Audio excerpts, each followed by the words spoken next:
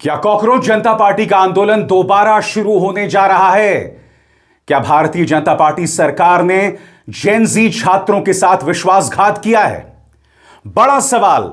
अगर supreme court ने यह कहा है कि जो मौजूदा एफआईआर दर्ज की गई हैं उस पर कार्रवाई जारी रखिए, तो इसका जवाब केंद्र सरकार ने क्या दिया है? क्योंकि भाजपा सरकार ने कॉकरोच जनता पार्टी के साथ जो बातचीत हुई थी उसमें भरोसा दिलाया था कि सभी एफआईआर्स को वापस लिया जाएगा। अगर सुप्रीम कोर्ट यह कह रहा है कि मौजूदा एफआईआर्स पर जांच आगे बढ़े, तो आप क्या कह रहे हैं? सबसे बड़ी बात दोस्तों, न्यूज लॉन्ड्री की एक पड़ताल आई है। याद कीजिएगा, यह ट्रक, पत्थरों से भरा हुआ ट्रक अवतरित हो जाता है ठीक 20 जुलाई से पहले। 16 से 20 जुलाई यह इस इलाके में घूमता रहता है। न्यूज लॉन्ड्री ने पड़ताल की है, दिल्ली पुलिस ने रिपोर्ट का खंडन किया है। मगर उससे भी बड़ी बात दोस्तों, गोदी मीडिया के सहारे और भारतीय जनता पार्टी के सांसद किस कदर जेनजी को बदनाम कर रहे हैं। गोदी मीडिया इस बात का जिक्र कर रहा है कि किस तरह से आंदोलन में आपराधिक छवि के लोग आ गए जिन पर हत्या के मामले थे।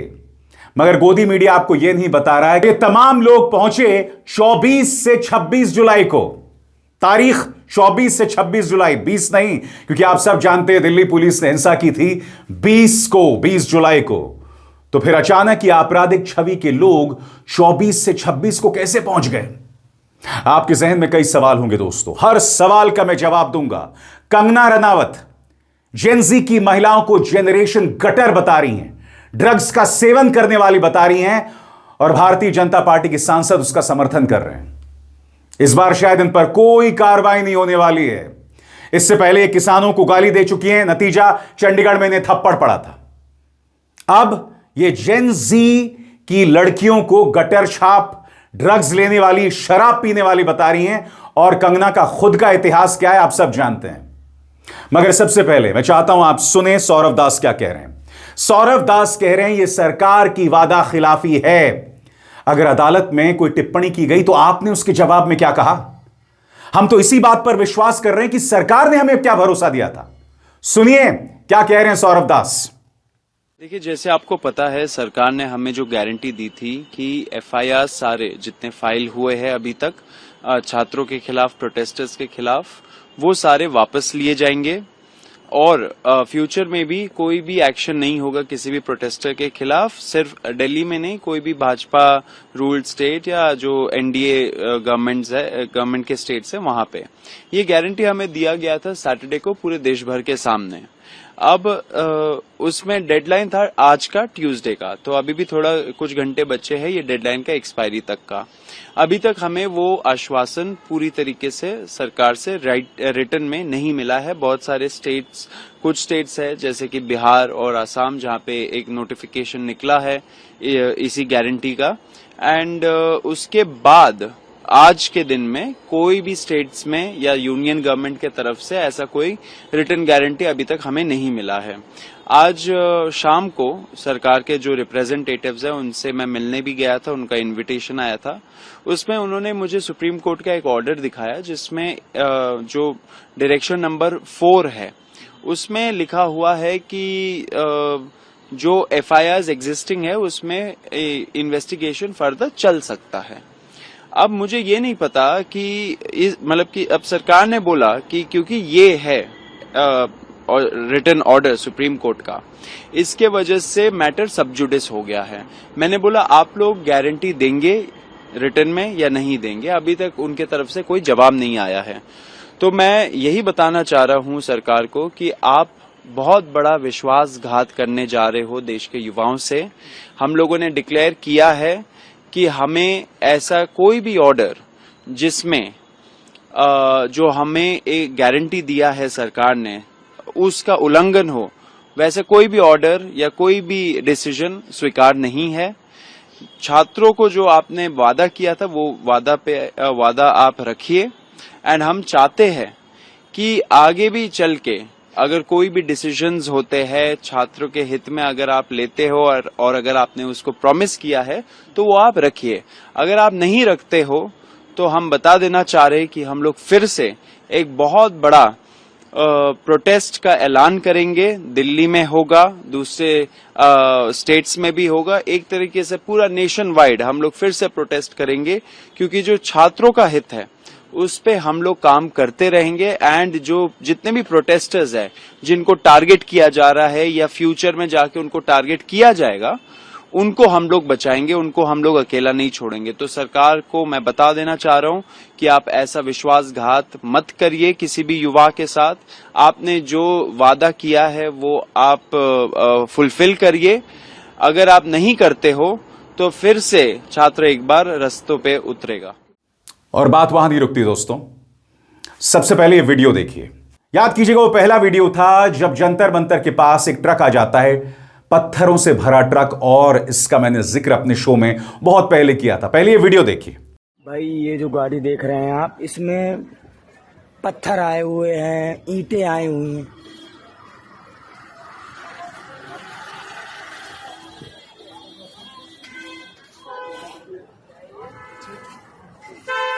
दोस्तों इसके बाद न्यूज लॉन्ड्री के अवधेश कुमार ने इस पर पड़ताल की, और मैं आपको बहुत ही संक्षिप्त अंदाज में बताना चाहता हूं कि इस पड़ताल में दरअसल कहा क्या गया। गौर कीजिए। 20 जुलाई की सुबह कॉकरोच जनता पार्टी ने एक वीडियो जारी कर सवाल उठाए थे कि पत्थर से भरा ट्रक जंतर मंतर के पास क्या कर रहा है। आशंका जताई गई कि पुलिस खुद पथराव करके छात्रों को फंसा सकती है। ट्रक कहां से आया? Newslaundry reporter Avdhesh Kumar ने इसकी पड़ताल की। पता चला कि 16 जुलाई को ट्रक और मारुति इको वैन में टक्कर हुई, जिसके बाद दोनों वाहन संसद थाने के पास खड़े कर दिए गए, और यह पूरी घटना पुलिस रिकॉर्ड में दर्ज है। शुरुआत में पुलिस ने न्यूज लॉन्ड्री को बताया कि यह वैन प्रदर्शनकारियों ने तोड़ी है। जब रिपोर्टर ने प्रूफ सहित एक्सीडेंट वाली बात बताई तो पुलिस चुप हो गई। इसके बाद पुलिस ने ट्रक की लोकेशन बदल दी। एक दिन यही ट्रक यूथ कांग्रेस दफ्तर के बाहर खड़ा मिला। सवाल यह, पुलिस बार बार पत्थर भरे ट्रक की लोकेशन क्यों बदल रही थी, और क्यों ट्रक के बारे में क्लियर नहीं बता पा रही थी? हालांकि न्यूज लॉन्ड्री की रिपोर्ट प्रकाशित होने के बाद दिल्ली पुलिस ने इसका खंडन किया है, और दिल्ली पुलिस ने क्या कहा है और उस पर हमारा क्या सवाल है, गौर फरमाइए। दिल्ली पुलिस ने रिपोर्ट का खंडन किया। दिल्ली पुलिस ने अब धरने के दौरान पत्थरों से भरे ट्रक पर सफाई दी है। उनका कहना है कि यह ट्रक 16 को सीज किया गया था और संसद मार्ग थाने में उसके रखने की जगह नहीं थी। 20 तारीख को उसे वहां से हटा दिया गया। अब हमारा सवाल क्या है दोस्तों, गौर फरमाइए आपकी स्क्रीन पर। 16 से 20 तारीख तक ईंट से भरा हुआ यह ट्रक उस पूरे इलाके में था ही क्यों? क्या दिल्ली पुलिस इस बात का जवाब देगी? अब मैं आपको एक और वीडियो दिखाना चाहता हूं दोस्तों। कॉकरोच जनता पार्टी में शामिल एक शख्स किस कदर सवाल कर रहा था पुलिस से उस ट्रक को लेकर। अगर आप भूल गए हो तो आइए इस वीडियो को दोबारा देखते हैं। और जो इसमें सर जिम्मेवार, आप पूछो ट्रक कैसे खड़ा हुआ यहाँ पे? नो एंट्री है, ट्रक आया कैसे? एनडीएमसी का सर, एनडीएमसी की सारी गाड़ियों में स्टिकर लगे हुए, प्लेट लगी हुई है। कल भी था सर, 3 दिन से खड़ा हुआ है ये। अब इसके नीचे सामने देश की पार्लियामेंट है। ये एक ट्रक यहाँ पे पिछले 3 दिनों से खड़ा हुआ है।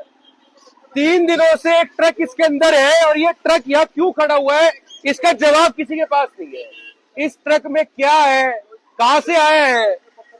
अगर दिल्ली पुलिस यहाँ मौजूद है तो इस ट्रक को ऐसे टो क्यों नहीं करवा रही?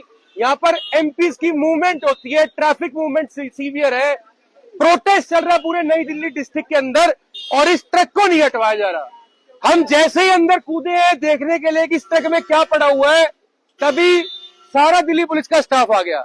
अब सर आप लोग आ गए हो, मेरी रिक्वेस्ट।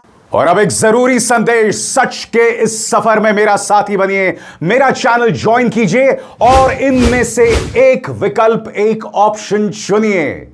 शुक्रिया। कितने रहस्यमय किरदार हैं, कितनी रहस्यमय चीजें हैं। बड़ा सवाल, अगर आप कह रहे हैं कि उस ट्रक को 4 दिनों के लिए संसद मार्ग थाने में रखा गया मगर वो इधर उधर घूमता रहा, तो यह सवाल उठना लाजमी है कि यह ट्रक वहां कर क्या रहा था? यह कैसा इत्तेफाक है? और एक और इत्तेफाक दोस्तों, गोदी मीडिया आपको क्या बता रहा है मैं आपको बताता हूं। यह पत्रकार, गोदी मीडिया का यह पत्रकार बता रहा है कि पुलिस ने पड़ताल की वहां कौन कौन से लोग मौजूद थे फेशियल रिकग्निशन के जरिए। यानी कि आपके चेहरे को कैमरे से पकड़ा गया और उस आधार पर पुलिस इस निष्कर्ष पर पहुंची है। दिल्ली पुलिस सर्वेलांस के जरिए, एफआरएस स्कैन्स के जरिए और क्रिमिनल डॉजियर के जरिए दिल्ली पुलिस ने 2873 लोगों की पहचान की है। इनमें से 101 के खिलाफ हत्या के मामले हैं, 62 के खिलाफ अटेम्प्ट टू मर्डर, 61 के खिलाफ बलात्कार, 229 आर्म्स एक्ट ऑफेंडर और 67 एनडीपीएस एक्यूज्ड हैं। 1000 लोगों के खिलाफ गंभीर आरोप हैं। मगर अब मैं आपको बताना चाहता हूं, ये वो तमाम दस्तावेज यानी जिन लोगों की पहचान की गई है, उस आधार पर पुलिस क्या कर रही है। एक के बाद एक इन दस्तावेजों को देखिए। मगर यहां पर गोदी मीडिया के पत्रकार फंस जाता है, दिल्ली पुलिस फंस जाती है। ये सभी लोग 24 से 26 जुलाई पहुंचे थे और दिल्ली पुलिस ने हिंसा कब की थी? आंसू गैस के गोले, लाठी और उसके बाद पथराव कब हुआ था? 20 जुलाई को। ये तमाम आपराधिक लोग कब पहुंचे? 24 से 26 जुलाई। अब आप मुझे बताइए दोस्तों, रहस्यमय तरीके से जिस दिन पुलिस हिंसा करती है उसके 4 दिन बाद 3 दिन तक आपराधिक छवि के लोग क्या कर रहे थे? इन्हें यहां किसने भेजा? बताइए। हमने देखा रहस्यमय तरीके से किस तरह से वहां ट्रक पहुंच गया, 4 दिन तक घूमता रहा। दिल्ली पुलिस ने अपनी तरफ से जो बयान दिया वो नाकाफी दिखाई दे रहा है। न्यूज लॉन्ड्री की रिपोर्ट ने ट्रक से भरे पत्थर पर पोल खोलकर रख दी। दिल्ली पुलिस ने खंडन किया, एक अलग बात है। और फिर गोदी मीडिया कह रहा है आपराधिक छवि के लोग थे। 1000 ऐसे लोग थे जिन पर सीरियस क्रिमिनल केसेस थे, मगर वो 24 से 26 जुलाई वहां पहुंच कैसे गए? अभिजीत दिपके ने बुलाया था या फिर उन्हें भेजा गया रहस्यमय ताकतों द्वारा? बताइए। और फिर केरल में आरएसएस का एक आइडियोलॉग मोहनदास कहता है कि सीजेपी में जो लोग हैं उन्हें गोली मार देनी चाहिए। वहां मौजूद लड़कियों को बलात्कार पसंद है। यह वाहियात आदमी गुरुमूर्ति, इसने एनडीटीवी में दिए गए इंटरव्यू में यह कहा कि जो लोग वहां मौजूद थे वो रेपिस्ट थे, मर्डरर्स थे, गैंगस्टर्स थे। और फिर गौर फरमाइए कंगना रनावत, इन्होंने छात्रों को जेनरेशन गटर कहा है। गौर फरमाइए उन्होंने क्या कहा आपके स्क्रीन पर। सबसे ज्यादा हैरान करने वाला रवैया उन युवा हिंदू महिलाओं का है जो खुद अपने पैरों पर खड़ी और करियर बनाने वाली महिलाओं जैसी जिंदगी जीना चाहती हैं, लेकिन उस आजादी को खुद कमाना नहीं चाहती। जो महिलाएं सच में अपने पैरों पर खड़ी होती हैं, वे अपने फैसले खुद लेती हैं। वे बगावती फैसले ले सकती हैं, खुलकर अपनी राय रखती हैं, करियर में अलग अलग रास्ते चुनती हैं और अपने फैसलों की जिम्मेदारी भी खुद उठाती हैं, क्योंकि वे अपने दम पर जी रही होती हैं। वे अपने माता पिता या परिवार के पैसों पर यह सब नहीं करती। लेकिन अब तथाकथित वेस्टर्नाइज भारतीय महिलाओं की एक नई पीढ़ी सामने आई है। मैं इन्हें जेनरेशन गटर कहती हूं। इनमें से कुछ के पास समाज को देने के लिए कुछ नहीं है। वे पढ़ाई में अच्छी नहीं हैं और इतनी बदसूरत और बिगड़ी हुई हैं कि वे घर संभालने लायक भी नहीं हैं। लेकिन इसके बावजूद वे अपनी आजादी का दिखावा करती हैं। ड्रग्स लेना, शराब पीना या लगातार अलग अलग लोगों के साथ शारीरिक रिश्ते बनाना और फिर भी बेशर्मी से अपने माता पिता की कमाई पर जीती हैं। वे लगातार अपने तरीके से आजाद जिंदगी जीने के लिए लड़ती हैं, जबकि असल में वे खुद अपने पैरों पर खड़ी ही नहीं हैं। आखिर में एक छोटी सी याद दिलाने वाली बात, आजाद जिंदगी कमानी पड़ती है। अगर आप बिना अपनी जिम्मेदारी उठाए आजाद जिंदगी जीना चाहते हैं तो आप असल में आजाद नहीं हैं, आप बस एक बिगड़ी हुई शख्सियत हैं। गटर छाप, ड्रग्स लेने वाली, कई पुरुषों के साथ शारीरिक संबंध बनाने वाली। ये कौन है मैं समझना चाहता हूं। तुमने तमाम बातें बगैर प्रूफ के कह दी कंगना। मैं तुम्हें याद दिलाना चाहता हूं, कोरोना के दौरान तुम्हारा एक वीडियो आया था जिसमें तुमने इस बात को स्वीकार किया था कि ड्रग्स तुम करती हो। एक फिल्म के प्रमोशन के दौरान तुमने कहा था कि अब हम जम के दारू पिएंगे। इसके अलावा तुमने यह भी कहा था कि तुम्हें कई लोगों ने फिल्म इंडस्ट्री में एक्सप्लॉइट किया था, जिसको लेकर मेरी पूरी हमदर्दी है। बड़ा सवाल है दोस्तों, इसी महिला ने किसानों के खिलाफ भड़काऊ बयान दिया था, जिसके चलते इन्हें ट्विटर से, सोशल मीडिया हैंडल एक्स से इनके अकाउंट को हटा दिया गया था। और फिर आपको याद होगा चंडीगढ़ के एयरपोर्ट में इस लड़की ने उन्हें थप्पड़ मारा था। अब ये जेन ज़ी की महिलाओं को गाली दे रही हैं। कॉकरोच जनता पार्टी का कहना है कि इन्हें कोई गंभीरता से नहीं लेता। सुनिए सौरभ दास क्या कह रहे हैं। देखिए, कंगना रनौत जी को अब उनके पार्टी वाले ही ज्यादा नहीं पूछते हैं, ज्यादा सीरियसली नहीं लेते हैं उनको, तो हम लोग भी क्यों सीरियसली ले। मुझे नहीं लगता जेन जी में या जेन अल्फा में या कोई भी यंगर जनरेशन में उनको सीरियसली कोई लेता है या उनकी बात सुनता है। वो पॉलिटिशियन है, नेता बन गई है। उनके तो कुछ वीडियोस भी थे जहां पे वो हिमाचल में जब अपने सीट में उन्होंने विजिट किया था तो उन्होंने बोला था कि मैंने सोचा था कि थोड़ा बहुत ही काम करना पड़ेगा, यहाँ पे तो इतना ज्यादा काम करना पड़ता है एमपी बन के। तो ये उनका सीरियसनेस दिखाता है। वो हमें अनसीरियस जनरेशन बोल रही है, लेकिन उनका सीरियसनेस उन्होंने ही खुद को एक्सपोज कर दिया था। इस पे ज्यादा मैं कुछ बोलूंगा नहीं। शब्दावली सही नहीं है, शब्दावली संभाल लेना चाहिए नेताओं को, अपने पद का गरिमा भी बना के रखना चाहिए। आपसे कई गुना ज्यादा जेनजी ने इस देश के लिए किया है, कर रहे हैं। इस देश के लोकतंत्र में भरोसा फिर से जगाने का काम जेनजी ने किया है, आपने नहीं किया है। सबसे बड़ी बात दोस्तों, जो अपने आप में कितनी दुखद है कि भारतीय जनता पार्टी सांसद कंगना रनावत का समर्थन कर रहे हैं और ये एक महिला सांसद हैं, एक महिला राज्यसभा सांसद हैं। इनकी जुबान, इनकी बोली सुनिए। मोहतरमा कह रही हैं कि ये अपने मां के कोख पर बोझ हैं। इससे बड़ी गाली क्या होगी दोस्तों? सुनिए क्या कहा जा रहा है। एकदम बिल्कुल सही कहा है आदरणीय एमपी कंगना रनौत ने कि जिस तरह से सड़कों पर कॉकरोच पार्टी, कांग्रेस और भी अन्य जो दल हैं, विपक्षी दल, जिस तरह से उन छात्रों को उकसाया, उन छात्रों को भड़काया और आदरणीय प्रधानमंत्री जी श्री नरेंद्र मोदी जी के लिए वो अभद्र गालियां जिन छात्रों ने दिया, मैं आपके माध्यम से कहना चाहती हूँ, वो छात्र छात्राएं ने अपनी माँ के कोख को शर्मसार किया, जिस कोख से वो उन्हें जन्म लिया। गाली देना, झूठ बोलना, इसके अलावा अदालत का आदेश आता है एफआईआर को लेकर तो उसे चुनौती नहीं देना। उसके अलावा आप सब जानते हैं एडिशनल डीसीपी संदीप लांबा ने एक छात्रा को थप्पड़ मारा था। आपके सामने वीडियो है, सबके सामने एक वीडियो है, मगर बावजूद इसके दिल्ली हाई कोर्ट ने इन्हें जेंटलमैन बताया। क्या कहा गौर फरमाइए आपके स्क्रीन पर। सिर्फ इसलिए कि किसी वीडियो में उन्हें कथित तौर पर एक लड़की को थप्पड़ मारते हुए दिखाया था, हम उनकी छवि को खराब नहीं कर सकते। उन्हें भी एक कानूनी कार्रवाई में शामिल होने का अधिकार है। दिल्ली हाई कोर्ट ने उनके खिलाफ कोई भी एक्शन लेने से मना कर दिया। संदीप लांबा पर दिल्ली हाई कोर्ट ने कोई कार्रवाई नहीं की, जबकि आप सब जानते हैं वो क्या कर रहे थे। मैं हाई कोर्ट पर क्या टिप्पणी कर सकता हूं दोस्तों। हाई कोर्ट के कुछ जजेस आरएसएस के समारोह में जाते हैं, हम सब जानते हैं। और अब यह बयान, सबसे बड़ी बात दोस्तों, हम सब जानते हैं जुनैद को किस तरह से परेशान किया गया था। जुनैद का गुनाह सिर्फ इतना था कि वो बच्चों तक खाना पहुंचा रहा था। उसे इतना परेशान किया गया कि रेड माइक के एक इंटरव्यू में वो रोने लगा। और अब कई छात्रों को अब भी पुलिस में रखा गया। लॉयर्स पहुंचे, वकील पहुंचे, और वहां क्या मंजर था आप खुद देखिए। अरे इनको बाहर भेजो यार। चलो भाई, चलो भाई।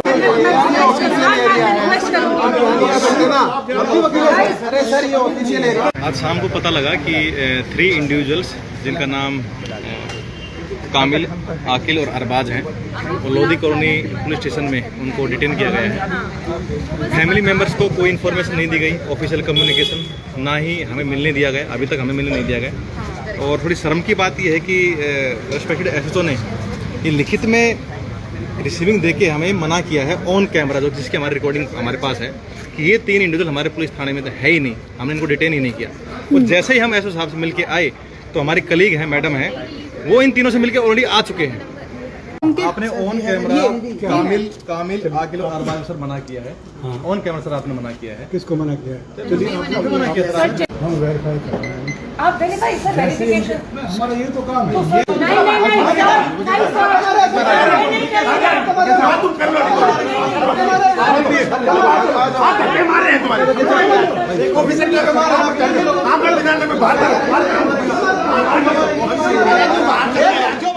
ये सब देखने के बाद कितनी बेबसी सी लगती है ना। अदालत का आदेश है, सरकार उसे चुनौती नहीं दे रही है। दिल्ली हाईकोर्ट संदीप लांबा की हरकत में कुछ गड़बड़ नहीं देखता है। इसके अलावा दुष्प्रचार चलाया जा रहा है पालतू मीडिया के जरिए, प्रचार तंत्र के जरिए, और जो रिपोर्ट्स आती हैं पूरे फैक्ट्स पर उसे दिल्ली पुलिस उसका खंडन कर देती है। प्रधानमंत्री नरेंद्र मोदी खुद जेनजी से बात करने के लिए 3 रील्स जारी कर चुके हैं। 3 रील्स जारी कर चुके हैं और उनकी सांसद कंगना रनावत उन्हें जेनरेशन गटर बताती है। कंगना से मेरा सवाल, जेनरेशन गटर किस आधार पर? प्रधानमंत्री नरेंद्र मोदी उन्हें मनाने के लिए 3 रील्स जारी कर चुके हैं। मैडम, आपको शर्म आती है? शर्म आती है इन लोगों को? अपने आप में माहौल एक बार फिर गंभीर हो गया दोस्तों, और इसके जरिए सवाल उठ रहा है कि क्या आंदोलन दोबारा शुरू हो सकता है? सरकार के अहंकार को कुचला है जेनजी ने, और यह सरकार आसानी से मानने नहीं वाली है। मगर इस मुद्दे पर हमारी निगाह लगातार बनी रहेगी। आप तक हम खबरें लाते रहेंगे, यह हमारा वादा है। अभिसार शर्मा को दीजिए इजाजत। नमस्कार।